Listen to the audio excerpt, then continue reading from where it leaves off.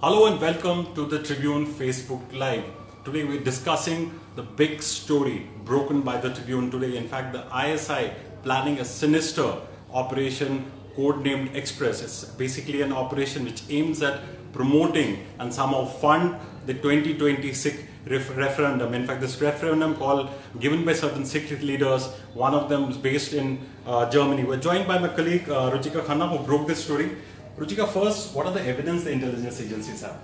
See, over the years, the intelligence agencies have been actually tracking a lot of digital chatter. There's been a lot of chatter they've detected on WhatsApp. There's a new app that these people are using. It's called Telegram.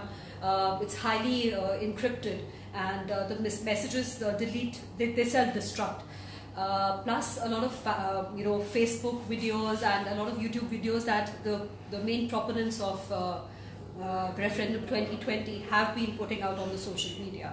So it's basically, people like us would not look at the entirety of the operation. We've just been looking at very, very small things that have been happening. 2 people arrested in Nankana, 4 people arrested in Amritsar, or we've not been looking at it in that entirety. Now, what the intelligence agencies have done, they've connected all the dots, and that is how they've been able to come to the conclusion of this. Plus, they've had their own information agents who've told them that ISI basically joined hands to launch this operation almost a year after SFJ had started with this whole Referendum 2020. You've been talking to your intelligence sources. What are the contours of this operation? How is the ISI actually going about doing it? Trying to fund them or promote them? How they're planning to do it? What are the contours of this particular operation? According to what we have learned from various security agencies, this was in this was in 2014 that the SFJ, they held a convention in New York, wherein they declared that they're going to have the Sikh Referendum 2020. So almost a year later, ISI realized that these people are getting a lot of support. That is when ISI jumped in. What we know is that they have a dedicated fund.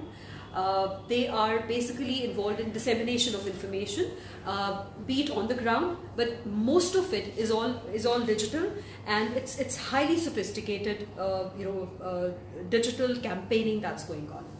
And in fact, even the referendum, the voting is going to be online.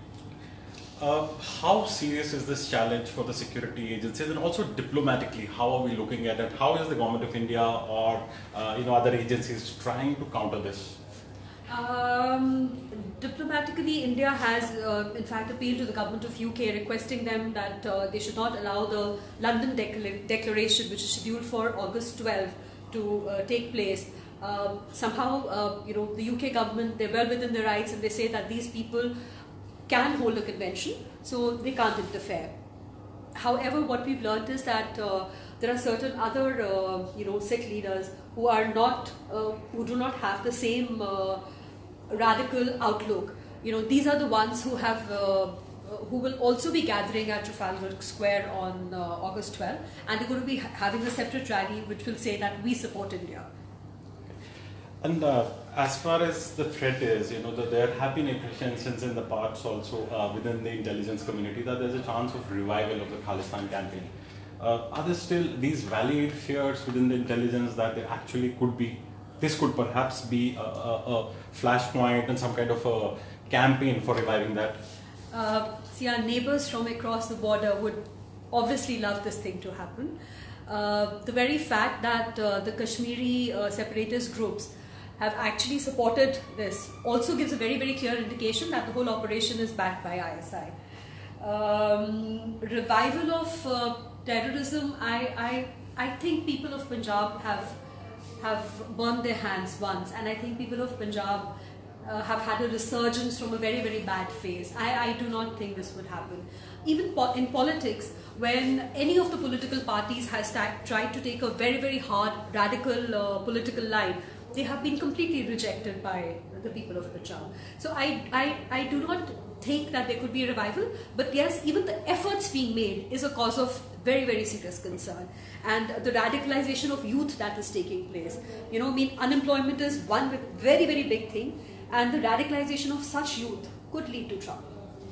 Thank you so much, Ruchika. In fact, quite an alarming development as far as the intelligence department is concerned. Perhaps the security forces are looking at it, and also government perhaps looking at it diplomatically how to counter it.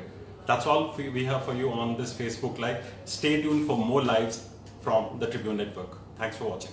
Thank you.